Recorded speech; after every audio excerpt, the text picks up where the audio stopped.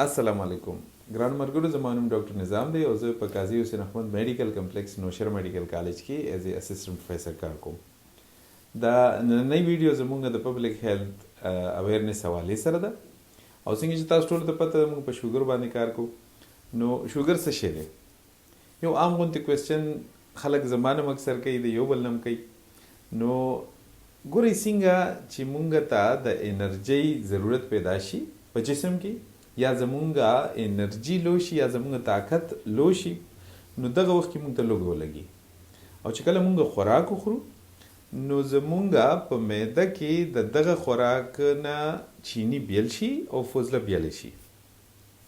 چینی زمونږ وینې ته لاړ شي او بیا یو خاص قسم هارمون دی چې هغې ته انسولین ویلی شي. دغه انسولین د وینې نه دا چینی اخلي او دا زموږ په وجود کې چې کوم دا نري ایریاګانې دي هغې ته سیلز ویلی شي او دا چینی د انسولین په ذریعه باندې د سیلز ته دننه کیږي او چې کله دغلته کې دننه شي نو د دې نه طاقت جوړ شي، دا په ATP انرژي باندې بدل شي او د دې نه زموږ د وجود دپاره انرژي او طاقت جوړ شي.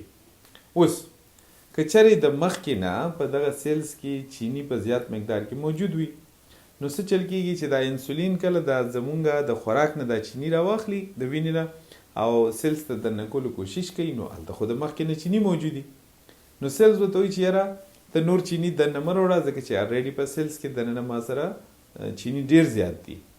نو دغه چینی د انسولینو سره زمونږه په وینه کې پاتې شي. چې کله په وینه کې د چینو مقدار زیات شي، کله هم چې تاسو ټیسټ وکړئ نو اکثر به تاسو ته لیبورټرۍ کې هم دا خبره کېږي چې ستا په وینه کې د چینو مقدار زیات دی. او یاد وساتئ کله چې د چینو مقدار په وینه کې زیات شي نو د چینو په وجه باندې زموږ وینه ټینګه شي. او بیا څنګه ټولو ته چې موږ ټولو ته پته ده چې زموږ جسم الله پاک 80% د اوبو نه جوړ کړی دی او دغه اوبه زموږ په سیلز کې موجودې دي. نو چې کله زموږ دا وینه بې انتها ټینګه شي نو الله پاک دغه اوبه زمونږه د وجود د دغه سیلز نه روباسي چې دا وینه پې لږه یو بوټی ډایلوټ شي یا نری شي.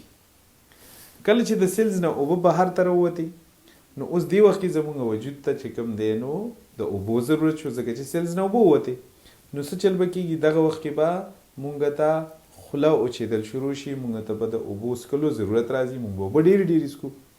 او یو خاص اصطلاح ده چې دې ته مونږ پولیډیپسیا وایو، یعنی بار بار اوبه څښل. بل یو اصطلاح ده چې هغې ته مونږ پولیوریا وایو، یعنی یو کس چې اوبه ډېرې ډېرې څکي نو ظاهره خبره ده چې هغه به واشروم ته یا باتروم ته به بار بار ځي اودس ماتې دپاره، نو هغې ته مونږ پولیوریا وایو. او کله چې دا چینی زمونږ سیلز ته دننه نه داخلیږي نو مونږ ته به لوږه بار بار لګي، نو دې ته مونږ پولیفاجیا وایو. نو دا درې څلور علامات چې کوم دی نو دا په شروع کې زمونږ هغه ملګرو ته پیدا کېږي چې د شوګر مرض ورته په اولو ورځو کې وي. ضرور نه ده چې دا درې واړه علامات په یو ځای باندې پیدا شي، خو دا یو نرمه غونډه خبره وه نو ما وایي چې زه تاسو سره شیر کوم چې څه لږ ډېر تاسو هم د شوګر باره کې خپل علم زیات کړئ.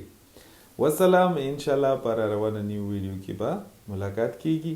د الله په امان.